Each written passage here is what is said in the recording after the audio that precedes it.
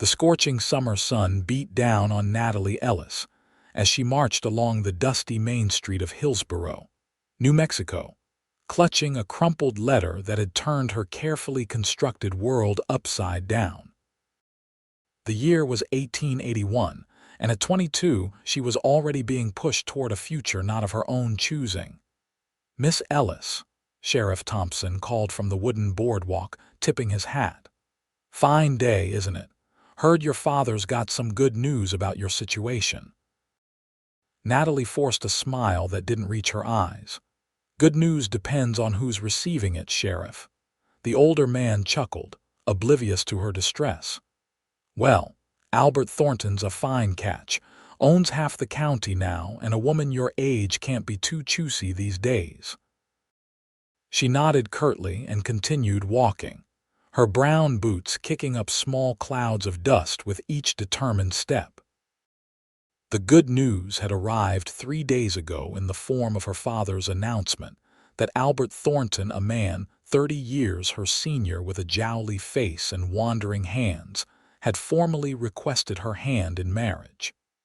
Her father had already accepted on her behalf.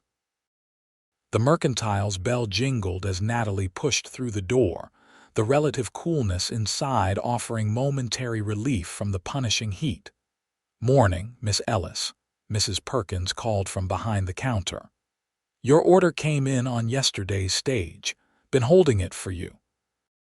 "Thank you," Natalie replied, making her way past shelves stocked with canned goods, tools, and fabric. The familiar scents of coffee, leather, and tobacco mingled in the air. Mrs. Perkins, a round woman with kind eyes, leaned across the counter. "Heard the news about you and Mr. Thornton." Her voice dropped to a whisper. "Your father must be pleased." "My father is practical," Natalie answered, her fingers tracing the edge of a bolt of calico fabric. "The ranch has been struggling since Mother died. Mr. Thornton's proposal solves many problems, except her own. Still, Mrs.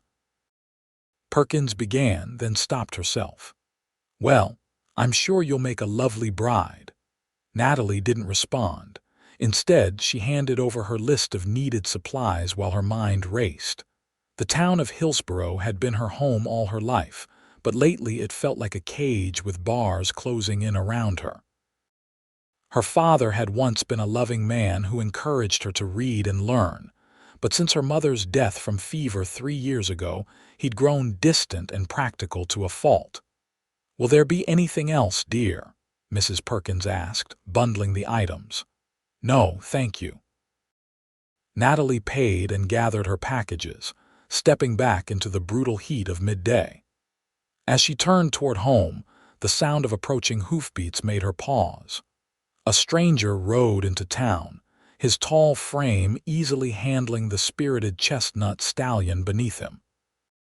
Dust coated his dark clothes, and his face was partially hidden by the shadow of his hat brim. Something about his confident posture made Natalie linger a moment longer than necessary. The rider dismounted with fluid grace in front of the saloon, securing his horse to the hitching post. When he straightened and pushed back his hat, Natalie caught sight of piercing blue eyes in a sun-bronzed face. He couldn't have been more than 30, with a strong jawline shadowed by several days' worth of stubble. Their gazes met briefly across the street, and Natalie felt an unexpected flush warm her cheeks before she quickly looked away. "Excuse me, miss," a deep voice called out, startling her. The stranger had crossed the street and now stood before her, hat in hand. "I'm looking for the sheriff's office." Up close, she noticed a thin scar that ran along his left temple, disappearing into his dark hair. His eyes were even more striking, the clear blue of a summer sky. "Just down the street," Natalie replied, gesturing, "the building with the green door." He nodded his thanks, then frowned slightly at the packages in her arms. "Those look heavy. May I help you with them?" "No, thank you, I can manage." A smile tugged at the corner of his mouth. "I'm sure you can, but my mother raised me better than to leave a lady struggling with packages." Before she could protest further, he'd relieved her of the heaviest bundles. "Where to?" Natalie sighed, recognizing the futility of argument. "The Ellis Ranch. It's about 2 miles north of town," he finished for her. "I passed it on my way in. Nice spread." "It was," she said quietly. "It's seen better days." The stranger studied her face for a moment. "I'm Hunter Xavier," he said, extending his free hand. "Natalie Ellis," she replied, accepting the brief handshake. "Well, Miss Ellis, I need to see the sheriff first, but I'd be happy to bring these out to your ranch after." Natalie shook her head. "That's not necessary. I have the wagon at the livery. Then I'll walk you there." His tone brooked no argument. As they walked side by side down the dusty street, Natalie was acutely aware of the curious glances from townsfolk. An unmarried woman walking with a stranger would set tongues wagging, especially now that her engagement to Albert Thornton was common knowledge. "You're new to Hillsborough," she observed. Hunter nodded. "Just passing through. I'm a tracker by trade, among other things." "What brings you here?" His expression darkened slightly. "Business with the sheriff. Nothing that would interest a lady." They reached the livery stable where Natalie's wagon waited. Hunter placed her packages in the back, then helped her up to the seat with a firm, respectful hand. "Thank you, Mr. Xavier," she said formally. He touched the brim of his hat. "My pleasure, Miss Ellis." Then, with a curious half-smile, he added, "I hope our paths cross again." As Natalie drove out of town, she found herself glancing back once to see Hunter Xavier still standing there, watching her go. She turned her attention forward, pushing away the strange flutter in her chest.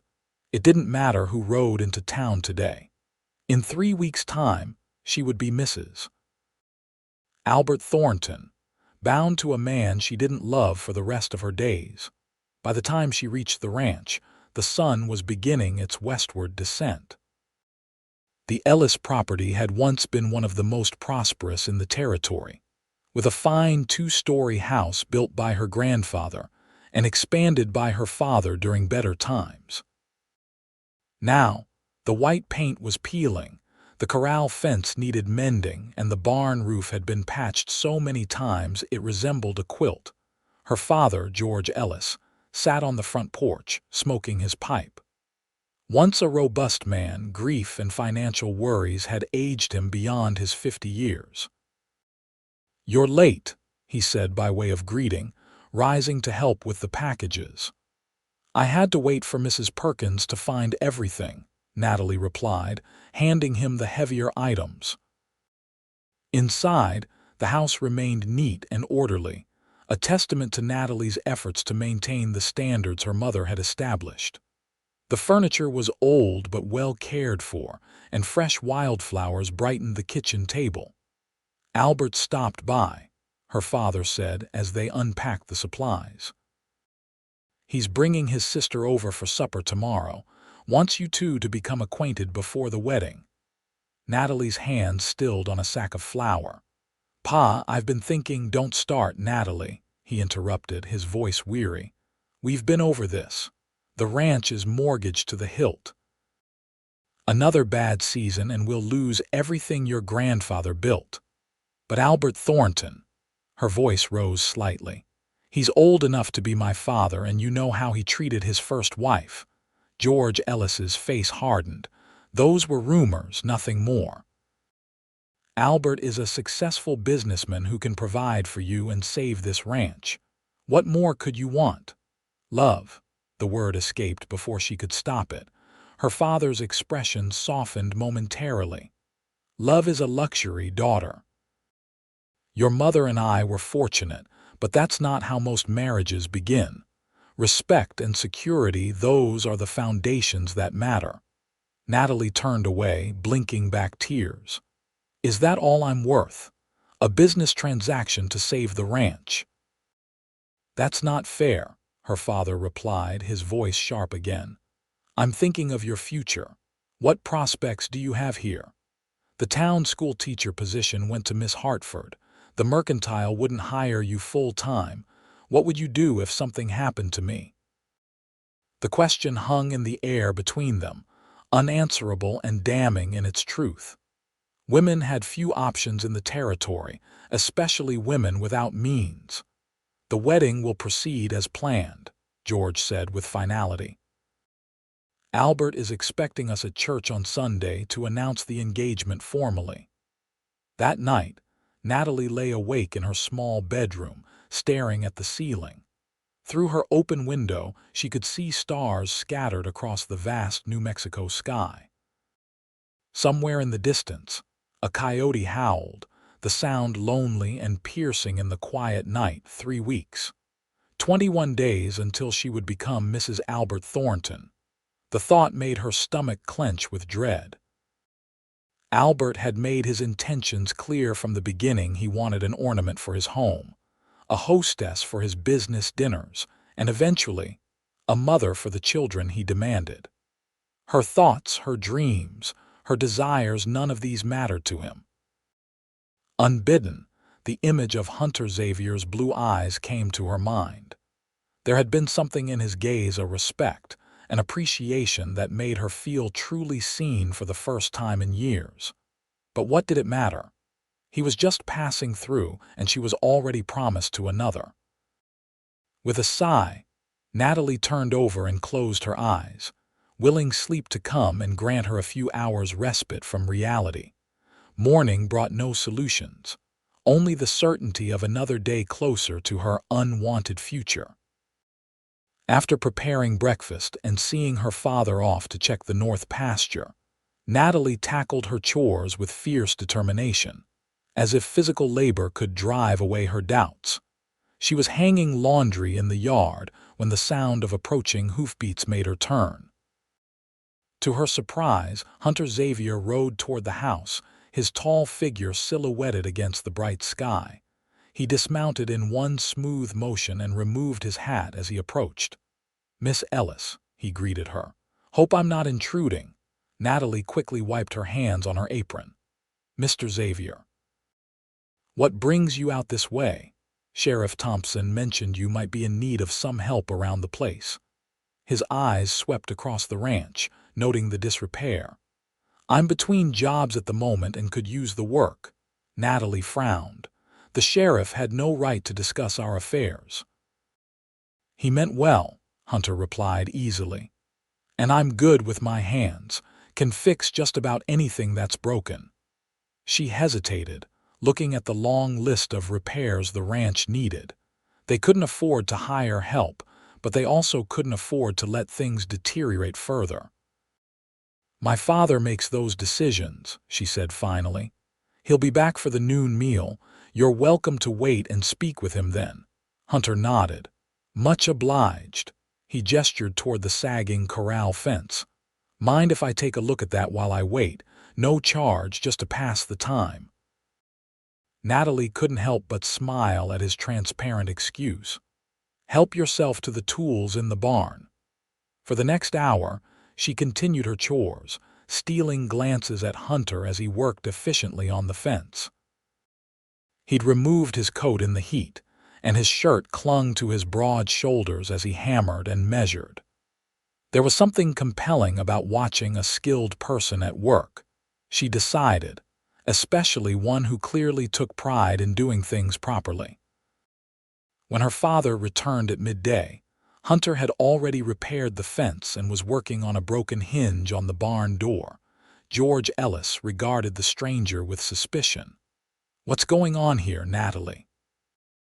She quickly explained Hunter's presence, watching her father's expression shift from wariness to cautious interest as he assessed the quality of the repairs. Over a simple lunch of beans, cornbread, and coffee, George questioned Hunter thoroughly about his background and skills. "Grew up on a ranch in Colorado," Hunter explained, his deep voice matter of fact. "Worked cattle most of my life. Did some tracking for the Army, then some bounty hunting, but I prefer honest ranch work when I can find it." "Bounty hunting," George's eyebrows rose. "That's dangerous business." Hunter shrugged. "It paid well during lean times." His eyes flicked briefly to Natalie, then back to her father. "But that's behind me now." "What brings you to Hillsborough?" George pressed. "Was tracking a man for the sheriff in Silver City. Trail led here, but seems I was a few days too late." He sipped his coffee. "Your ranch caught my eye on the way into town. Fine piece of land." George's face softened with pride. "Been in the family for 3 generations. Not what it once was, but still good grazing land." By the end of the meal, George had hired Hunter to stay on for 2 weeks, offering room and board plus a small wage in exchange for help with the most pressing repairs and the upcoming cattle drive to the railhead in Ingle. "We'll clear out the old foreman's cabin for you," George said. "It's not much, but it's private." "More than fair," Hunter replied, shaking the older man's hand. As her father headed back out to check on the herd, Natalie began clearing the dishes. Hunter rose to help, carrying plates to the wash basin. "You don't have to do that," she protested. "It's women's work." He raised an eyebrow. "My mother would tan my hide if I left a mess for someone else to clean. Besides, I've been cooking and cleaning for myself for years." As they worked side by side washing dishes, Natalie found herself relaxing in his company. Hunter asked intelligent questions about the ranch and the area, listening attentively to her answers. "Your father seems like a good man," he observed. "Cares about this land."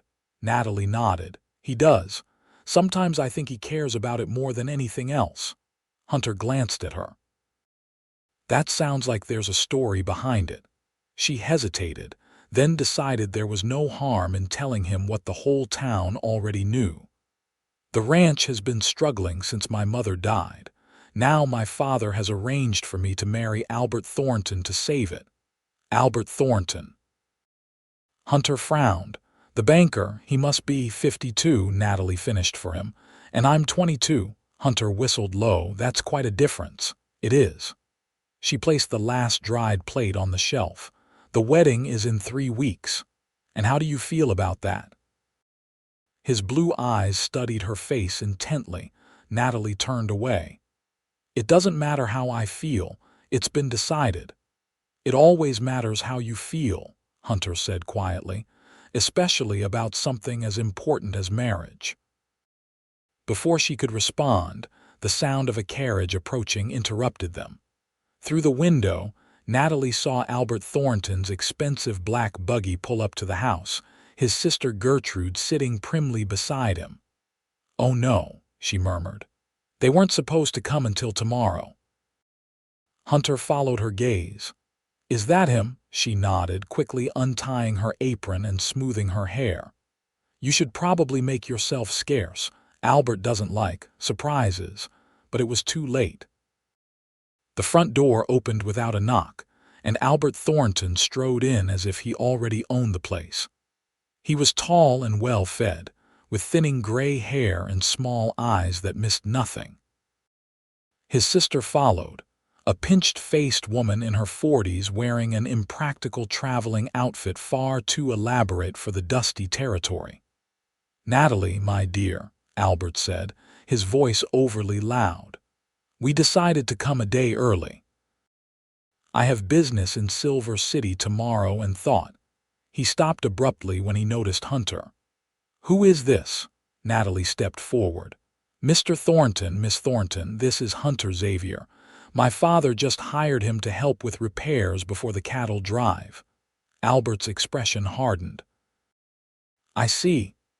He turned to Hunter, looking him up and down with obvious disdain. "Well, I'm sure you have work to do, Mr. Xavier. Don't let us keep you." Hunter's face remained impassive, but Natalie noticed a dangerous glint in his blue eyes. "Mr. Thornton," he said, nodding slightly. "Miss Thornton." He turned to Natalie.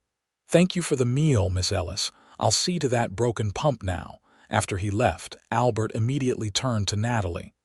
"Really, my dear, you should be more careful about the company you keep. That man has the look of a drifter, probably dangerous. He's a skilled worker, and we need help with the ranch." Natalie replied, struggling to keep her tone respectful. Albert waved a dismissive hand. Soon enough, I'll send over proper workers from my own staff. No need for your father to waste money on vagrants. Gertrude Thornton sniffed loudly.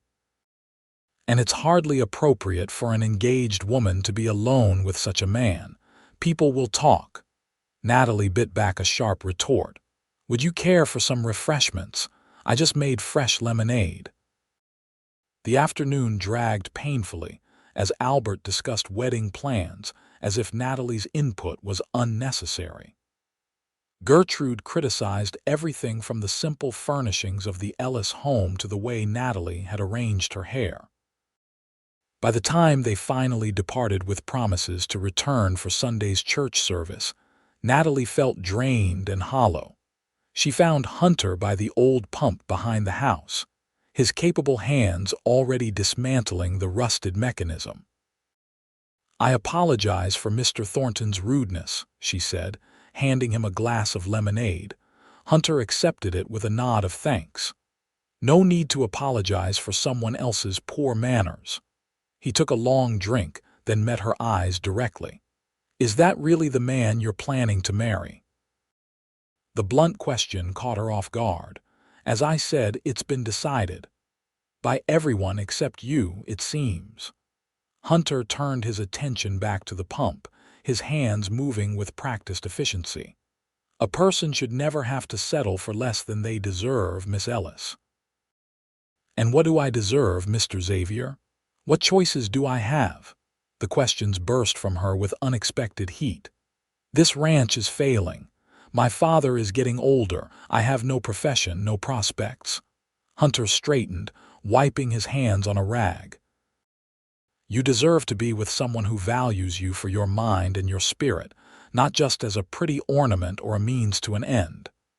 His voice was quiet but intense. And there are always choices, even when they're hard to see. Natalie felt tears threatening and quickly blinked them away. You don't understand how things work here. I understand more than you might think. He reassembled the pump, giving the handle an experimental push. Water flowed smoothly. There, good as new. Thank you, she said, aware that she was thanking him for more than just fixing the pump. He touched the brim of his hat. I'll head out to the foreman's cabin now. Your father said there are some tools out there I can use to start on the barn roof tomorrow. Natalie watched him walk away, his tall figure straight and confident.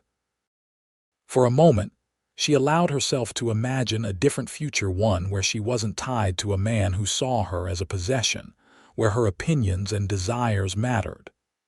Then she sighed and turned back to the house, pushing away foolish dreams.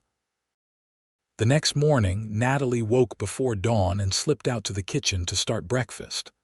To her surprise, she found Hunter already there, coffee brewing on the stove. Hope you don't mind, he said, gesturing to the coffee pot. I'm an early riser, not at all. She moved past him to retrieve eggs from the pantry, acutely aware of his presence in the small kitchen. Did you sleep well in the cabin? Better than I have in weeks, he admitted. It's peaceful here. They worked in companionable silence, Hunter slicing bacon while Natalie mixed biscuit dough. When her father joined them, he seemed pleased to find breakfast nearly ready and Hunter already dressed for work. Over the next few days, a routine developed. Hunter worked tirelessly on the ranch repairs, tackling each project with methodical skill. George Ellis, impressed by his new hands' work ethic and knowledge, began consulting him on ranch matters and even invited him to join the upcoming cattle drive. Natalie found herself looking forward to the quiet moments when their paths crossed, passing tools while repairing the chicken coop, sharing meals at the kitchen table, or the brief conversations when she brought him water while he worked under the hot sun. Hunter treated her with a respect that made her feel valued, listening to her opinions and asking for her input on projects around the ranch. In contrast, Albert Thornton's daily visits became increasingly difficult to endure. He spoke over her, made decisions without consulting her, and occasionally let his gaze linger too long on her figure in a way that made her skin crawl. When he touched her a hand at her waist or fingers brushing her arm, she had to force herself not to recoil. The Sunday of their formal engagement announcement arrived all too quickly. Natalie stood before her mirror, dressed in her best blue dress, her dark hair arranged carefully. The face that looked back at her was pale and solemn. "You look beautiful," her father said from the doorway. "Your mother would be proud." Natalie turned to him, searching his face. Was she happy, Pa, with her life here? George Ellis's eyes softened with memory. "Your mother chose this life, Natalie. She chose me. That made all the difference." The words hung between them, heavy with meaning. Natalie simply nodded and reached for her bonnet. Some truths were too painful to speak aloud. The small church in Hillsborough was filled to capacity when they arrived. Albert waited on the steps, resplendent in an expensive suit, his chest puffed out with pride. He took Natalie's arm possessively as they entered, parading her down the aisle to the front pew, where Gertrude waited with a thin smile. Throughout the service, Natalie felt as if she were watching herself from a distance, going through the motions of hymns and prayers while her mind screamed in rebellion. When Reverend Parker called them forward for the engagement announcement, she walked on wooden legs, her face a careful mask. "It gives me great pleasure to announce the engagement of Miss Natalie Ellis to Mr. Albert Thornton," the Reverend declared. "They will be joined in holy matrimony 3 weeks hence, on the 15th of July. The congregation applauded politely. As Natalie's gaze swept across the familiar faces, she caught sight of Hunter standing at the very back of the church. Their eyes met briefly, and the look of quiet understanding in his blue eyes nearly broke her composure. After the service, the townsfolk gathered outside to offer congratulations. Albert kept a proprietary hand at Natalie's waist as he accepted good wishes, speaking of our future and our plans as if her thoughts on the matter were irrelevant. "Such a fortunate match," Mrs. Thompson, the sheriff's wife, whispered to Natalie. "You'll never want for anything as Mrs. Thornton. Except love," Natalie thought, "except choice, except myself." When they finally returned to the ranch, Albert insisted on coming inside to discuss wedding details.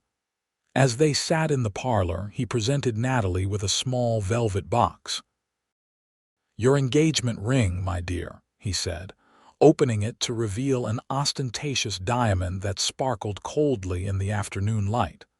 "The finest stone available in Santa Fe." Natalie stared at it, unable to speak. The ring represented everything about her future with Albert: showy, expensive, and utterly devoid of warmth. "Well," Albert prompted, "aren't you going to try it on?" Before she could respond, a knock at the door provided momentary reprieve. George went to answer it, returning with Hunter. "Pardon the interruption," Hunter said, his eyes briefly meeting Natalie's before addressing her father. "There's a problem with the north fence line. Several posts down and cattle getting through to Murdoch's land." George frowned. "I'll get my hat." "No need for both of us," Hunter replied. "But I could use an extra pair of hands." Albert cleared his throat loudly. "Surely this can wait. We're in the middle of an important moment here." Hunter's expression remained neutral. "Afraid Murdoch won't see it that way if Ellis cattle damage his crops. He's already threatened legal action once this year." George turned to Albert apologetically. "He's right. Murdoch's been looking for any excuse to cause trouble. We can't afford another dispute."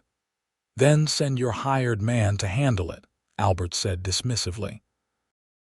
"It's a 2-person job at minimum," Hunter explained, his tone patient as if speaking to a child.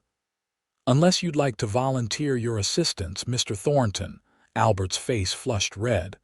"I hardly think I'll go," Natalie interrupted, standing quickly. "I've mended that fence line before." Absolutely not, Albert sputtered. It's not proper for my fiancé to be doing manual labor. Natalie stiffened. I've worked this ranch my entire life, Mr. Thornton. That won't change simply because I'm wearing your ring, which, you'll notice, I haven't accepted yet. A heavy silence fell across the room. George Ellis looked between his daughter and her fiancé with growing concern. Perhaps we should continue this discussion later, he suggested carefully. After the fence is repaired. Albert rose, his expression thunderous. Perhaps we should. He snapped the ring box closed and pocketed it. It seems Miss Ellis needs time to adjust to her new position. I'll return tomorrow when she's had opportunity to reconsider her priorities. After he stormed out, George turned to Natalie with exasperation. Was that necessary? You've embarrassed the man in front of others. Is there really a problem with the fence? She asked Hunter, ignoring her father's question. A ghost of a smile touched Hunter's lips. There is now. I knocked down a section myself about 10 minutes ago. George stared at him in disbelief. You what? It needed replacing anyway, Hunter said with a shrug. Rotten posts, rusted wire. I figured it was a good excuse to get Miss Ellis out of an uncomfortable situation. Natalie couldn't help the laugh that escaped her. Thank you. Her father looked between them, understanding dawning in his weathered face. I see. He sighed heavily. Well, I suppose we'd better go fix this fence before Murdoch really does notice. The three of them worked until sunset, replacing posts and stringing new wire. The physical labor was a welcome relief for Natalie, allowing her to channel her frustration into something productive. As they finished, the sky blazed with spectacular oranges and purples, painting the desert landscape in warm light. Beautiful country, Hunter commented as they gathered their tools. Worth fighting for. George nodded in agreement, surveying the land that had been in his family for generations. That it is. He hesitated, then added gruffly, I'm going to head back first. Check on that lame mare. With a meaningful glance between Hunter and Natalie, he mounted his horse and rode toward the ranch house. Left alone, Natalie and Hunter worked in silence for a few minutes, loading tools onto the wagon. Finally, Hunter spoke. I overstepped today. I apologize if I caused problems for you. Natalie shook her head. You didn't overstep. You gave me a moment to breathe, and I needed that. She looked up at the vast sky, already showing the first evening stars. The wedding is still going to happen. Nothing has changed. Hunter stepped closer, his blue eyes intent on her face. Everything changes, Natalie. Every day with every choice we make. The use of her first name sent a shiver through her that had nothing to do with the cooling evening air. Some choices aren't ours to make, she whispered. I don't believe that. He reached out slowly, giving her time to step away if she wished, and gently tucked a strand of hair behind her ear. I've watched you this past week. You're intelligent, capable, and stronger than you realize. You deserve so much more than being some rich man's trophy. Natalie closed her eyes briefly, his words touching a place deep inside her that had been silenced for too long. Even if that were true, what options do I have? The ranch is failing. My father needs Thornton's money. There are always options, Hunter insisted, always other paths, such as. He hesitated, then spoke quietly. Come with me. Her eyes widened in shock. What, when I leave here? Come with me. The words tumbled out in a rush now. I have savings. Enough to start fresh somewhere, California maybe, or up north in Colorado. Somewhere you could be free to choose your own path. Natalie stared at him, heart pounding. You can't be serious. We barely know each other. I know enough, Hunter said, his voice deepening with emotion. I know you're trapped in a future you don't want. I know you're intelligent and brave and deserve the chance to discover who you really are. He took a deep breath. I'm not proposing marriage, Natalie. I'm offering friendship, partnership, and a way out. What comes after would be entirely your choice." She turned away, overwhelmed by his words and the temptation they represented. "You don't understand what you're asking. My father would be ruined. The scandal would destroy him in this community. Is your entire life worth sacrificing for this ranch? Is that what your mother would have wanted for you?" The question hit her like a physical blow. "That's not fair." "No, it's not," Hunter agreed softly. "None of this is fair, but sometimes we have to choose between what's expected of us and what we truly need." The ride back to the ranch was silent, each lost in their own thoughts. When they arrived, George Ellis was waiting on the porch with news that made Natalie's blood run cold. "Albert came back while you were gone," he said, his expression grave. "He's decided to move the wedding up. Says there's no point in waiting. It's set for next Saturday now." Natalie felt the ground tilt beneath her. "Next Saturday? But that's only 6 days away," George nodded uncomfortably. "He's concerned about your reluctance. Thinks a shorter engagement will give you less time to fret." He wouldn't meet her eyes. "He's also called in my loan at the bank. Says he can offer better terms after you're married." "He's threatening you," Natalie whispered in horror. "Using the ranch to force my hand." Her father's silence was confirmation enough. That night, Natalie paced her small bedroom, torn between duty and desperation. The walls seemed to close in around her as she imagined life as Mrs. Albert Thornton, a gilded cage with no escape. At dawn, she made her decision. Hunter was already at work in the barn when she found him, repairing a broken stall door. He looked up at her approach, his expression cautious. "Does your offer still stand?" she asked without preamble. His eyes widened slightly. "Yes." "Then I accept." The words came out stronger than she expected. "I can't marry him, I won't." Hunter set down his tools. "Are you certain? This isn't a decision to make in haste." "I've never been more certain of anything." Natalie took a deep breath. "But I have conditions. I need to leave my father a letter explaining everything, and I won't leave him with nothing." She pulled a folded document from her pocket. "This is the deed to my mother's property near Santa Fe. It's not much, but it's unencumbered by debt. He can sell it to pay off some of what he owes." Hunter studied her face. "When do you want to leave?" "Tomorrow night," she decided. "After my father's asleep. Albert is in Silver City until Thursday, so we'll have a head start." "I'll be ready," Hunter promised. The next 24 hours passed in a blur of secret preparations and heart-wrenching moments. Natalie moved through her usual routines, acutely aware that each familiar task might be the last time she performed it in her childhood home. She prepared her father's favorite dinner, listened attentively to his stories, and memorized the lines of his face when he smiled. After he retired for the night, she wrote him a long letter explaining her decision, begging his forgiveness, and leaving the deed to her mother's property. She packed only what she could carry in a small satchel: practical clothing, her mother's locket, and the well-worn copy of Jane Eyre that had been her companion through difficult times. At midnight, she slipped out of the house for the last time and made her way to the foreman's cabin where Hunter waited with 2 saddled horses. The moon was nearly full, casting enough light to see by without lanterns that might attract attention. "Ready?" Hunter asked softly, helping her mount. Natalie looked back at the ranch house, a dark silhouette against the starry sky. "Yes," she whispered, though her heart ached. They rode through the night, keeping to lesser-used trails and maintaining a pace that wouldn't exhaust the horses. By dawn, they had crossed into the next county. By midday, they reached the small-way station where the stage coach to Santa Fe would stop.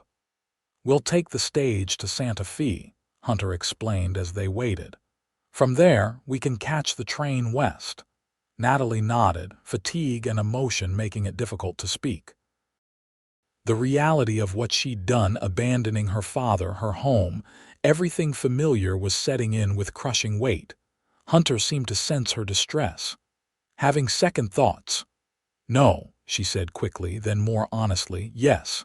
Not about leaving, but I've hurt my father terribly." "You left him a way out," Hunter reminded her. "The Santa Fe property will help. It won't replace a daughter." Hunter's expression softened. "Give him time. He loves you.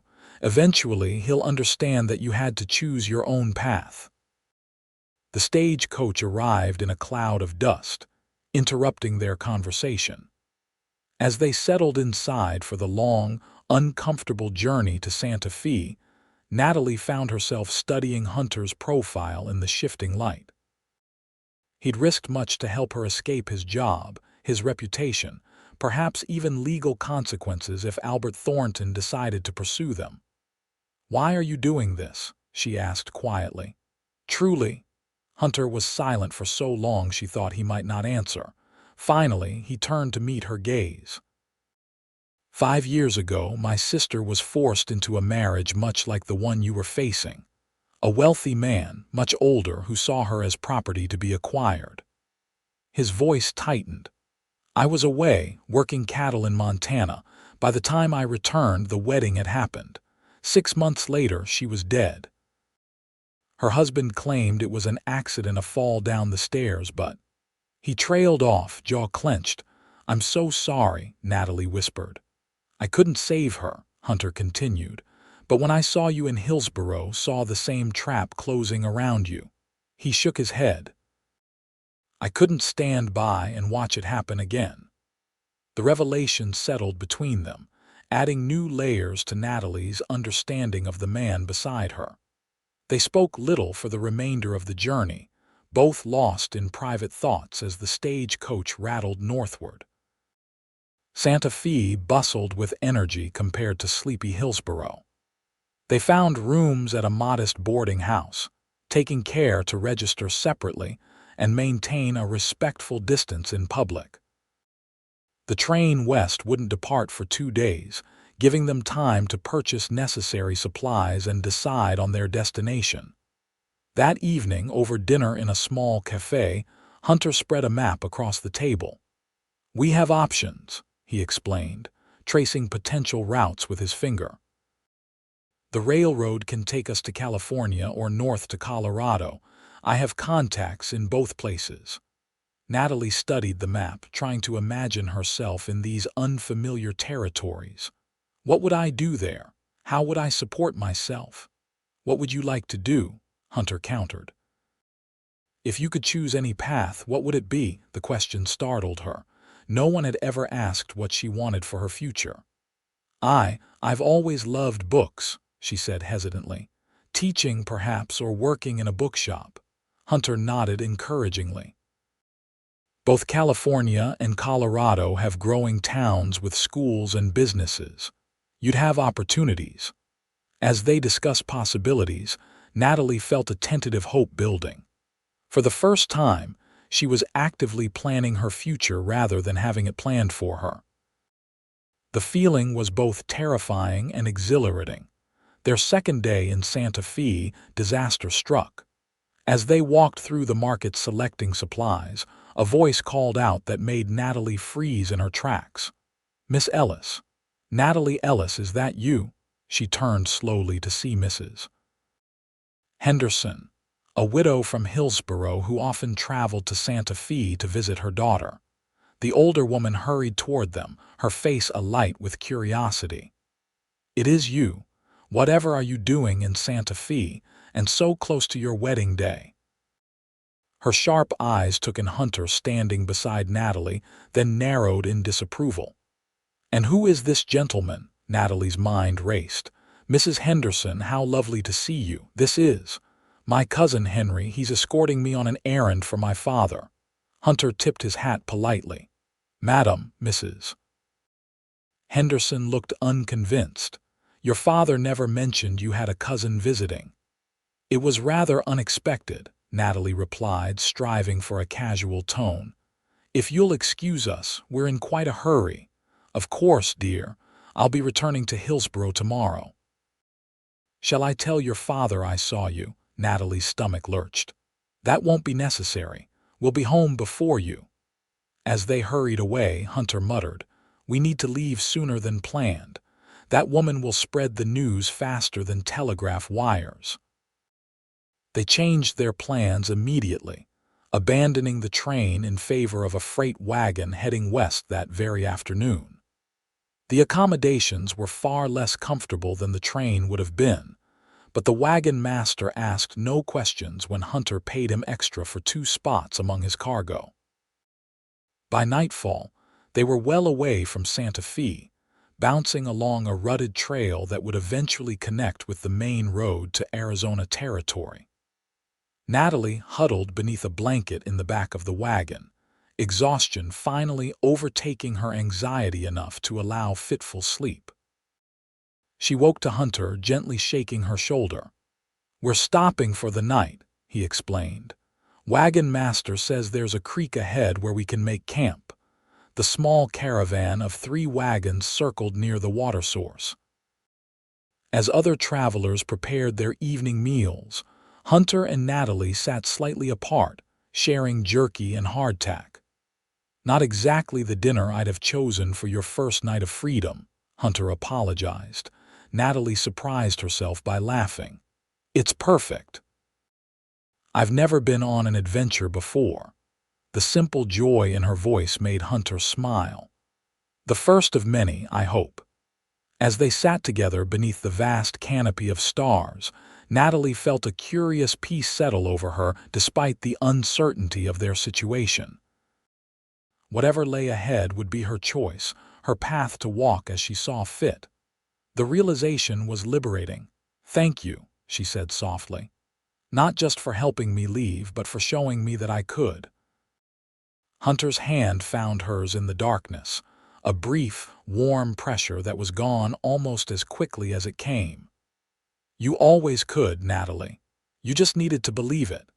Their journey westward continued for days, each mile putting more distance between Natalie and her old life. They traveled with the freight wagons as far as a small settlement in Arizona territory, then purchased horses and continued on their own, following Hunter's map toward California. The landscape changed dramatically as they traveled from the familiar high desert of New Mexico to the striking red rocks of Arizona, through narrow canyons and across wide plateaus.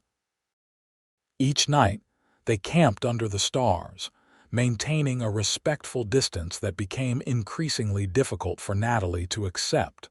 Something was changing between them, a shifting of feelings that neither had acknowledged aloud.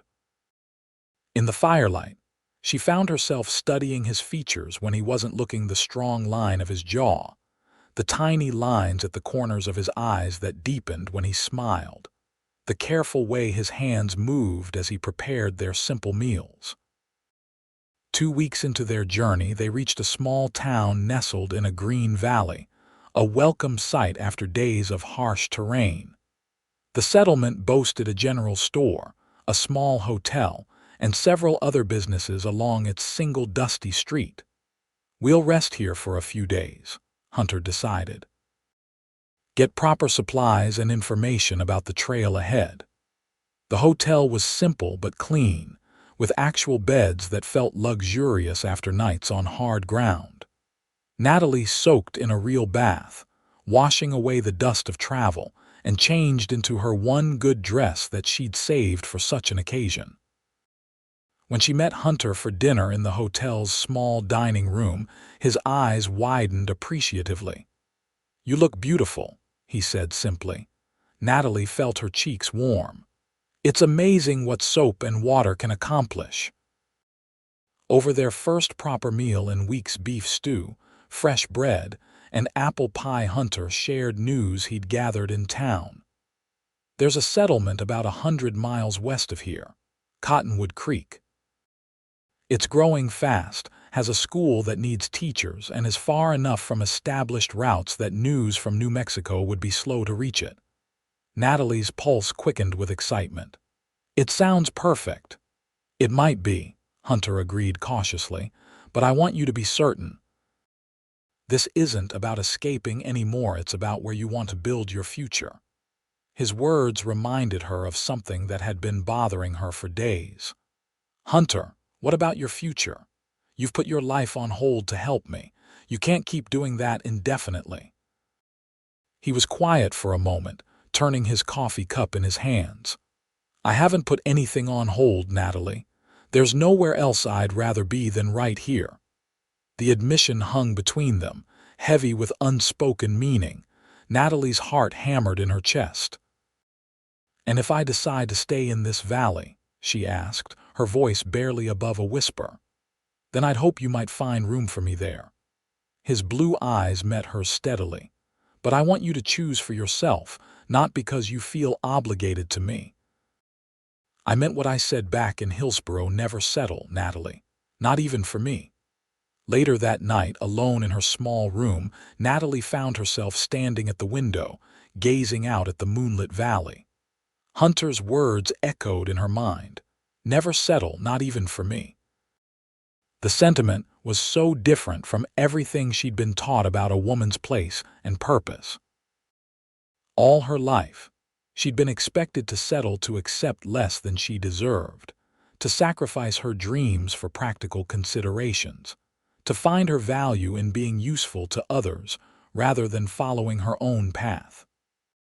Hunter was offering her something radical, the freedom to choose based solely on her own desires.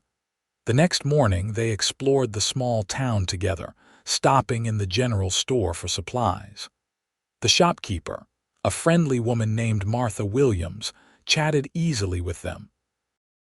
New to these parts, she asked, wrapping parcels of coffee and sugar. Just passing through, Hunter replied. Heading to Cottonwood Creek. Martha nodded approvingly. Good choice. My sister lives there, says it's growing into quite a nice community. They've got a real school building now, not just lessons in someone's front room. Natalie's interest piqued. Do you know if they've hired a teacher yet? Last I heard, they were still looking. Martha gave her an appraising look. You a teacher, dear? I hope to be, Natalie answered honestly.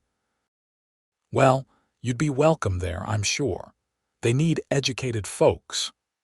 Martha lowered her voice confidentially. And if you don't mind my saying so, they need decent, unmarried women. The ratio of men to women out here is still mighty uneven. Natalie felt her cheeks flush, aware of Hunter watching her with amusement. We're not. That is, Mr. Xavier and I are just traveling companions. Martha raised an eyebrow skeptically. If you say so, dear. She handed over their packages with a knowing smile. Cottonwood Creek is still about 4 days' ride from here. Mountains get steep in places. Be careful on that trail. Outside the store, Hunter couldn't suppress a grin. Just traveling companions. Natalie gave him a mock stern look. It was the simplest explanation. And what would the complicated explanation be? He asked, his voice softening. She met his gaze directly, summoning her courage. I'm still figuring that out, but I'd like the chance to discover it. With you. Hunter's expression grew serious. Are you certain? I don't want you trading one expectation for another. I'm not, she assured him. That's what makes this different. I'm choosing to see where this path leads us because I want to, not because anyone else expects it of me. The smile that spread across Hunter's face was like sunrise breaking over the mountains. Slowly, giving her every chance to pull away, he bent and brushed his lips against hers in a kiss so gentle it felt like a question. Natalie answered by rising on tiptoe to press her mouth more firmly to his, her hand coming to rest on his chest where she could feel his heart racing to match her own. When they parted, both slightly breathless, Hunter rested his forehead against hers. I've been wanting to do that since Hillsborough, he admitted. I'm glad you waited, Natalie replied. It means more now that I'm free to choose it. They spent 3 more days in the small town, gathering information about Cottonwood Creek and the trail ahead. Each evening brought them closer, conversations deepening as they shared stories of their pasts and dreams for their futures. Hunter told her about his childhood on the Colorado ranch, his years working cattle drives, and eventually the pain of losing his sister that had set him on a solitary path until now. Natalie shared her memories of her mother, her love of books and learning, and her hopes to someday become a teacher. On the morning they prepared to leave for Cottonwood Creek, the hotel owner handed Natalie a telegram that made her blood run cold. "Arrived this morning," he explained. "Addressed to Natalie Ellis, traveling west. Pretty specific, so I figured it must be you." With shaking hands, she opened the paper and read, "Know where you are. Stop coming for you. Stop." Thornton Hunter found her sitting pale-faced on the hotel steps, the telegram clutched in her hand. When she showed him, his expression hardened. "How could he know?" Natalie whispered. "Mrs. Henderson in Santa Fe," Hunter guessed, "or someone else along the way. He's got money and influence enough to send telegrams to towns along the western routes." "What do we do now?" Hunter's jaw set with determination. "We change course, head north instead of west. I know places in the mountains where we can disappear until he gives up the search." Fear and frustration warred within her. "Will we always be running?" "No," Hunter promised. "Men like Thornton eventually move on to easier targets. We just need to stay ahead of him long enough." They left within the hour, riding north instead of west, pushing their horses harder than before. The terrain grew increasingly difficult as they climbed into higher elevations, following game trails and logging roads rather than established routes. By nightfall, they reached a small hunting cabin Hunter knew of from previous travels. The simple one-room structure offered shelter from the gathering clouds that promised rain before morning. "We should be safe here for a few days," Hunter said as he built a fire in the stone hearth. "It's far from any regular routes." Natalie moved around the cabin, clearing dust from the single table and 2 chairs. "Then what?" "Then we continue north, maybe into Colorado. I have friends there who would help us." She nodded, trying to hide her disappointment. Cottonwood Creek had sounded perfect, a place where she might find work as a teacher, where they could build new lives. Now that dream was fading, replaced by the reality of being hunted. Hunter crossed to her, taking her hands in his. "This isn't forever, Natalie. I promise you'll have your chance at the life you want." "I know." She forced a smile. "And I'm not sorry. Even with Albert pursuing us, I'm still freer than I would have been as his wife." The rain started as they shared a simple dinner, pattering on the cabin roof and creating a cocoon of sound around them. Hunter had been careful to maintain appropriate distance between them, despite their growing feelings, insisting on separate sleeping arrangements even in the cramped spaces they sometimes shared. Tonight, with only one small cabin, he prepared to sleep on the floor near the fire, leaving the narrow bed for Natalie.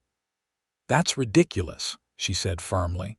"The floor is cold and there's room enough for both of us." Hunter's expression grew serious. "Natalie, I don't want to presume." "You're not presuming anything," she interrupted. "I'm making an offer. We can share the bed as friends if that's what you prefer, but I won't have you catching your death on a cold floor when there's a perfectly good alternative." After a moment's hesitation, Hunter nodded. They settled awkwardly on opposite sides of the narrow bed, careful not to touch, listening to the rain and the crackling fire. "Hunter," Natalie whispered into the darkness. "Yes, if Albert hadn't found us, if we'd made it to Cottonwood Creek." "What did you imagine happening between us?" He was quiet so long she thought he might have fallen asleep. Finally, he turned toward her, his face barely visible in the dim firelight. "I imagined us finding a small house on the edge of town. You'd teach at the school and I'd find work at one of the ranches, or maybe start a small horse-breaking business." His voice was soft, intimate in the darkness. "We'd take our time getting to know each other properly, and if, after a while, you decided I was someone you could build a life with, I'd ask you to marry me." The simple honesty of his words made her throat tight with emotion, and if I decided that sooner rather than later, Hunter's breath caught audibly. "Natalie." She reached across the space between them, finding his hand. "I know my own mind, Hunter Xavier. I've spent too many years letting others decide my fate. I know what I want now." In the faint light, she could see him swallow hard. "And what is that, she whispered. "A life with you, wherever that might lead us." Hunter's hand tightened on hers. "Are you certain? I'm not a wealthy man. I can't offer you the kind of life Thornton could. I never wanted his kind of life." She moved closer, emboldened by the darkness. "I want a life with someone who sees me as an equal, who values my mind and my choices. Someone who would say never settle even if it meant losing me." Hunter cupped her face gently with his free hand. "I will never ask you to be less than who you are, Natalie Ellis. Not for me, not for anyone." Their kiss was different this time, deeper, filled with promise and growing certainty. When they finally separated, both breathing rapidly, Hunter pressed his forehead against hers. "If we do this, if we truly choose each other, I want to do it properly," he said. "No more running, no more hiding who we are to each other." "What do you mean?" "I mean that when we reach the next town, I want to marry you. Not because it's expected or convenient, but because it's what we both want. And then we'll face whatever comes together, Thornton, the future, all of it." Natalie's heart soared at his words. "Yes," she said simply. "Yes to all of it." They were married 3 days later in a small church in a mining town nestled high in the mountains. The ceremony was simple, just the two of them, the minister and his wife as witness. Natalie wore her blue dress, and Hunter had somehow found a wildflower to tuck into her hair. They exchanged plain gold bands purchased from the town's general store, and vows they had written themselves the night before. "I take you, Natalie, as my wife and partner," Hunter said, his voice steady despite the emotion in his eyes. "I promise to walk beside you, not ahead or behind. To value your dreams as I do my own. To never ask you to settle for less than you deserve, and to spend my life trying to be the man who deserves you." Tears blurred Natalie's vision as she responded, "I take you, Hunter, as my husband and partner. I choose you freely, with clear eyes and an open heart. I promise to walk my own path with courage, knowing you're beside me, to build a life of purpose and joy together. To never forget the gift of choosing my own future, and to help you create the future you deserve." When the minister pronounced them husband and wife, Hunter's kiss held all the promise of the life stretching before them, unknown, perhaps challenging, but decidedly their own. That night, in a small room above the town's only hotel, they came together as husband and wife, discovering each other with tenderness and growing passion. In Hunter's arms, Natalie found a freedom she had never imagined possible, the liberty to express desire without shame, to give and receive pleasure as an equal partner, to be fully herself with no fear of judgment. "I love you," Hunter whispered against her hair as they lay entwined afterward. "I think I've loved you since I saw you standing so proudly in that dusty street in Hillsborough." Natalie raised herself on one elbow to look into his face. "I love you too.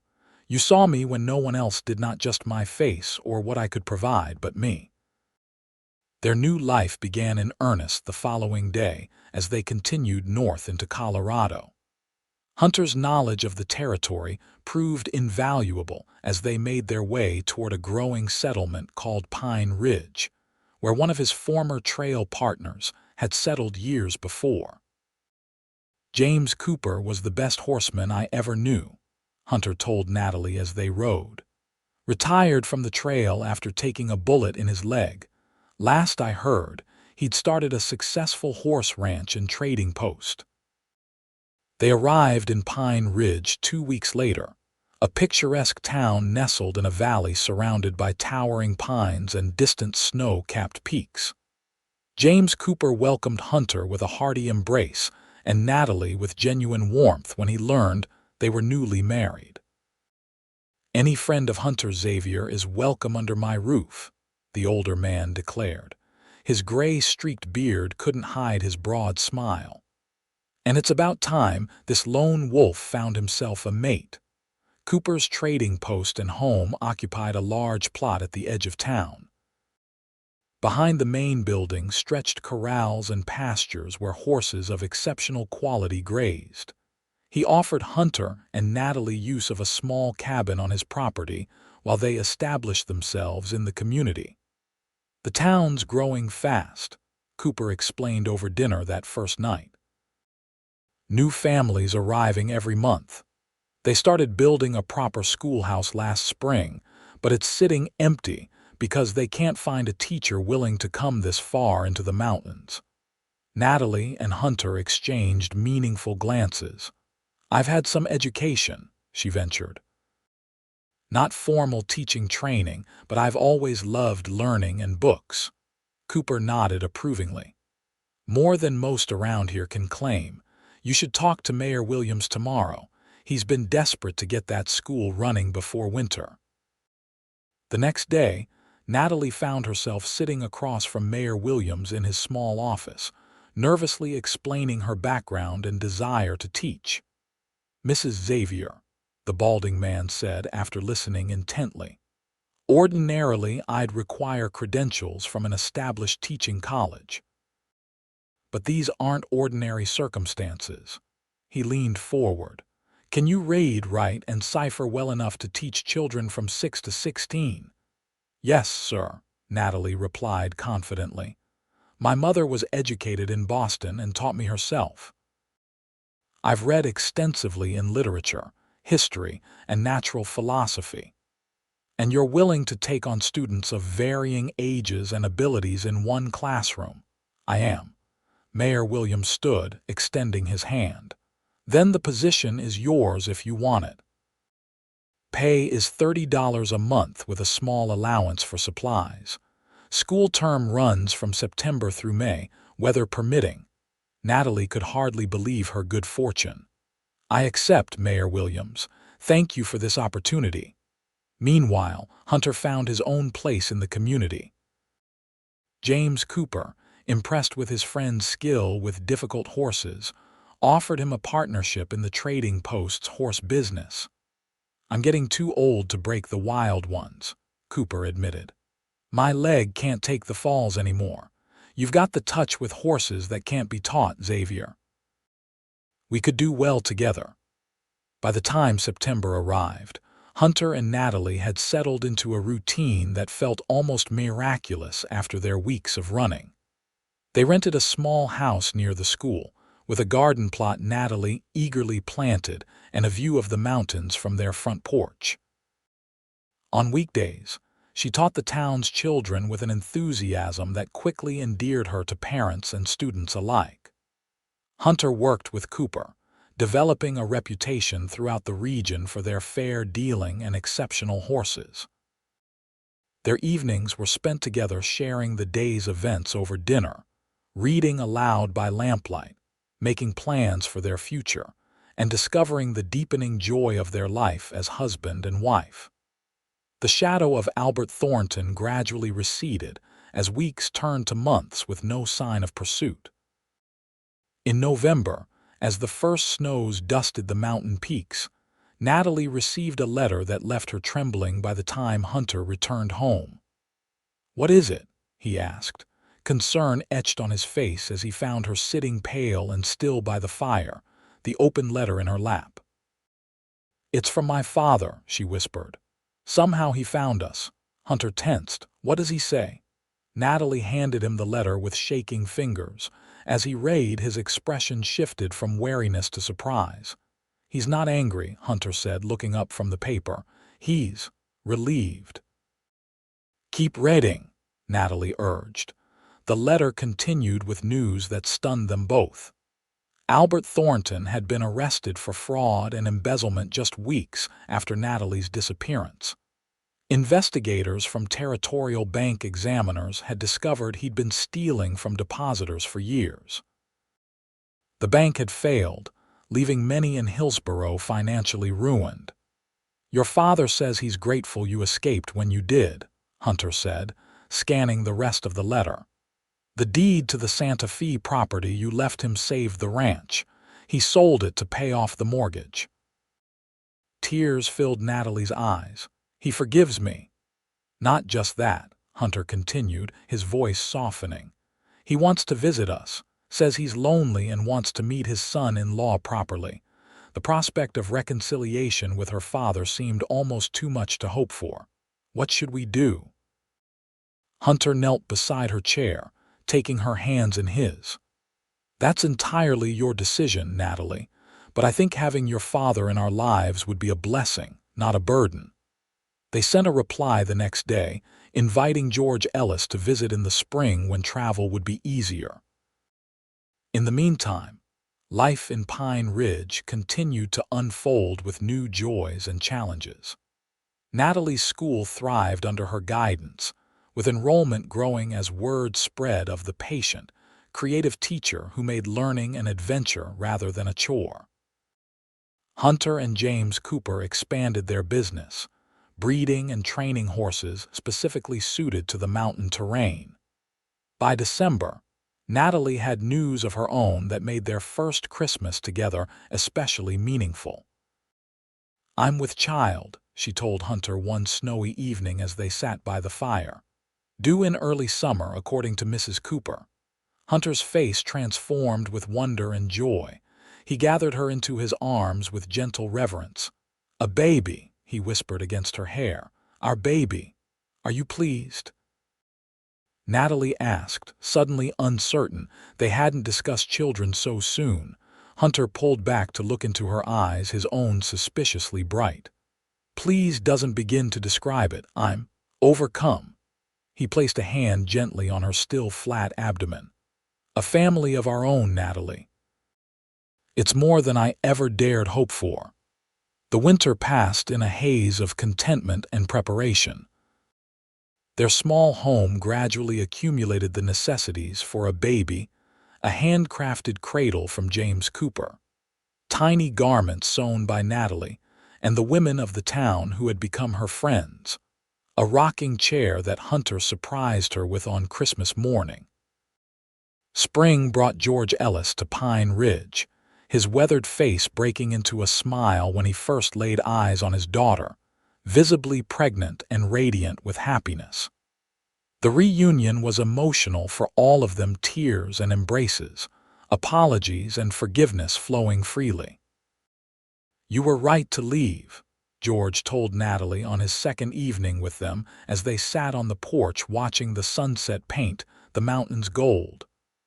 "I was wrong to try to force you into that marriage.